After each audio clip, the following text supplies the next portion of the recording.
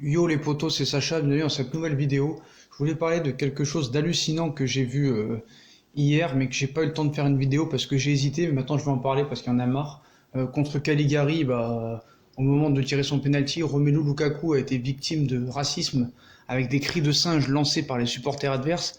La Ligue italienne a demandé une enquête quand l'Inter et le joueur ont décidé de réagir à cette situation. Mais c'est quoi l'hallucinant que j'ai vu? Le plus hallucinant, c'est l'hallucinant communiqué des supporters de l'Inter de Milan envers Lukaku.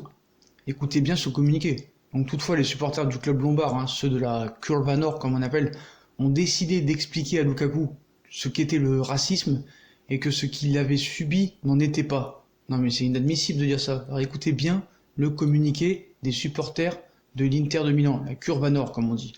Il cite: Bonjour Romelu, nous sommes vraiment désolés que tu penses que ce qui s'est passé à Caligari était raciste. Tu dois comprendre que l'Italie n'est pas comme d'autres pays d'Europe du Nord où le racisme est un vrai problème. Nous comprenons que cela t'a semblé raciste, mais ça ne l'était pas.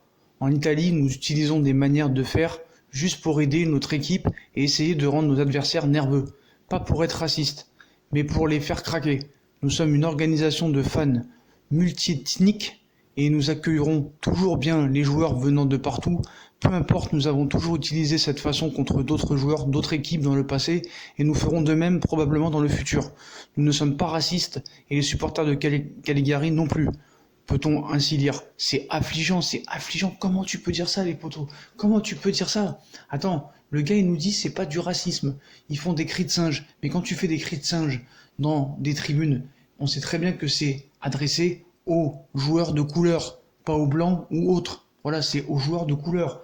Comment tu peux dire que ça c'est pas du racisme? Ces supporters doivent être sanctionnés. Ils doivent leur mettre 50 matchs à huis clos. Il y en a marre maintenant, il y en a marre. Et puis c'est pas le premier. C'est pas le premier Romelu Lukaku, depuis longtemps. Voilà, donc l'attaquant belge de l'Inter, il a été ciblé dimanche de cris racisme.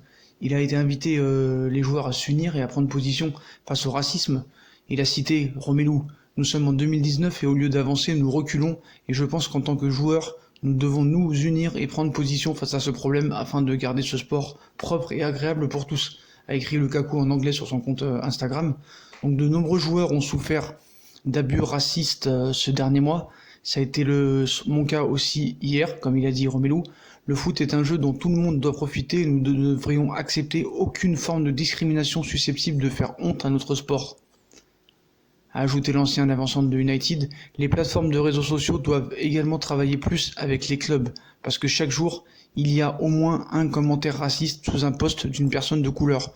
On le dit depuis des années et il n'y a toujours rien de fait. Donc dimanche soir à Caligari, des cris de singe ont retenti au moment où Lukaku s'apprêtait à frapper un penalty pour l'Inter.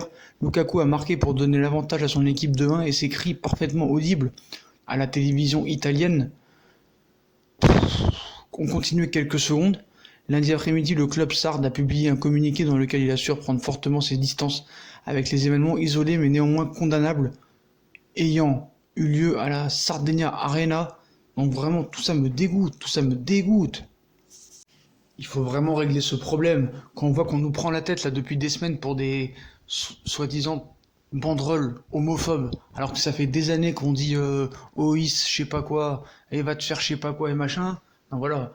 Donc on se rappelle aussi, le club souligne une fois de plus son intention d'identifier, isoler et exclure ces individus ignorants dont les comportements honteux sont totalement opposés aux valeurs que le club de Caligari Calcio promue chaque jour dans chacune de ses initiatives. En avril, l'attaquant Moïse Kean, alors à la Juve, avait déjà été la cible des mêmes cris racistes après un but inscrit face à Caligari. Le français Blaise Matuidi, Juve, a également été victime de ces cris, toujours à Caligari. Ce mois-ci, Pogba a également été la cible de commentaires racistes après un penalty raté contre Wolverhampton qui a privé Manchester United de la victoire.